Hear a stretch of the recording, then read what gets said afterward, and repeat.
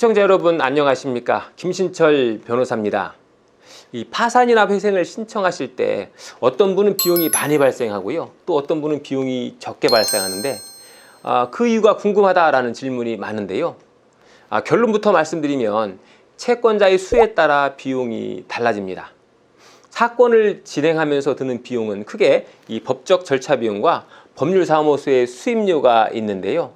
이 법적 절차 비용에는 인지대, 송달료, 그리고 민사 예납금 이렇게 있습니다. 오늘은 이 파산과 회생을 신청할 때 발생하는 이 절차 비용에 대해서 한번 하나씩 살펴보겠습니다. 먼저 파산이나 회생을 신청하기 위해서는 신청서에 정부 수입 인지를 붙여야 하는데요.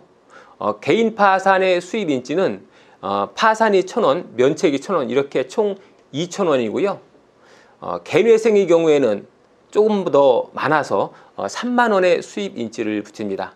그리고 여기 3만 원에 더해서 보통 금지 명령을 같이 신청하기 때문에 금지 명령에 따른 수입 인지 2,000원이 추가적으로 납부하게 됩니다. 그래서 총 3만 2천 원의 인지 비용이 발생하죠. 비용 자체는 그다지 부담이 되지 않는 금액입니다. 그 다음에 납부하는 법적 절차 비용이 바로 송달료인데요. 채무자가 개인 파산이나 개인 회생을 신청했다는 사실을 법원에서 채권자들에게 등기 우편으로 송달해 줘야 하는데 이때 소요되는 우편 송달료를 추가로 납부해야 합니다. 먼저 개인 파산의 송달료부터 보면요.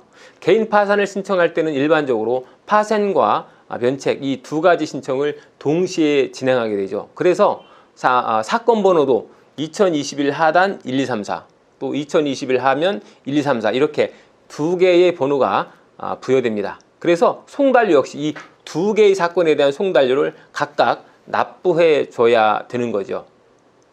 파산 사건의 기본 송달료는 채권자 수의 우편 송달료 5,100원 그리고 4회분 이렇게 합니다. 그리고 여기에 기본 송달료 5만 1,000원을 더해서 송달료가 정해지는데요. 예를 들어서 만약 채권자가 5군데다 라고 하면 채권자 수 5군데 곱하기 5,100원 곱하기 4회 이렇게 해서 10만 2천 원에다 추가로 5만 1,000원을 더해서 납부해 줘야 하는 거죠.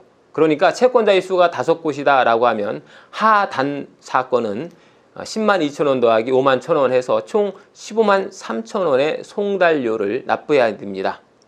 이때 면책 사건도 송달료를 함께 납부해 줘야 하겠죠. 면책 사건의 송달료는 채권자 수 곱하기 5,100원 곱하기 3회만 합니다. 그래서 여기에서 합한 금액에다가 기본 송달료 5만 1,000원을 더해서 총 송달료를 정합니다. 그러니까 채권자가 5군데다 라고 하면 5 곱하기 5,100원 곱하기 3회에서 76,500원에 추가로 기본 송달료 5만 1,000원을 더해서 총 12만 7,500원을 납부해 줘야 합니다. 정리하면 이 파산의 경우에는 채권자가 5군데다 라고 하면 파산 신청할 때는 15만 3,000원 그리고 면책 신청할 때는 12만 7,500원 해서 합계금 28만 500원의 송달료를 최종적으로 납부해야 합니다. 자, 다음에 이 개인회생 송달료를 보면요. 개인회생은 우편 송달 횟수가 조금 더 파산보다는 많습니다. 그래서 채권자 수에 5,100원 곱하는 건 똑같고요. 10회분을 곱해줍니다. 그리고 여기에 기본 송달료는 똑같이 5만 1,000원을 더하게 됩니다. 예를 들어서 채권자가 5명일 경우에는 5 곱하기 5,100원 곱하기 10회에서 25만 5천원에 기본 송달료 5만 1,000원을 더해서 30만 6천원의 송달료를 납부해 줘야 합니다. 겨우 채권자가 5군데에 불과하지만 송달료만 해도 30만 원이 넘어가게 되는 거죠. 만약 채권자 수가 10군데다 라고 하면 무려 56만 1,000원을 송달료로 납부해 줘야 합니다. 그래서 채권자 수가 많으면 많을수록 절차 비용도 그만큼 비례해서 늘어나게 되는 거죠. 금방 설명드린 인지대 송달료 외에 또 추가로 들어가는 비용이 있다고 했는데요. 바로 예납금입니다. 파산의 경우에는 파산관제인이 거의 필수적으로 선임이 되는데요. 파산관제인 선임 비용이 보통 30에서 50만 원 내외로 발생하게 됩니다. 그리고 개인회생의 경우에는 주로 법원의 사무관이 회생위원으로 선임되고 있기 때문에 외부 회생위원 보수가 따로 필요 없는 경우가 대부분인데요. 하지만 서울회생법원이나 수원지방법원의 경우에는 채무자가 자영업자이거나 보험영업사원 그리고 프리랜서인 경우와 같은 경우에는 외부 회생위원이 선임되고 있습니다. 이렇게 외부 회생위원이 선임되면 보통 15만 원의 외부 회생위원 보수를 예납금으로 납부해 줘야 하는 거죠. 회생이나 파산을 신청하실 경우에 이러한 절차 비용을 제때에 납부하지 못하면 사건이 기각되는 불이익이 있기 때문에 반드시 적시에 납부를 해 주셔야 합니다.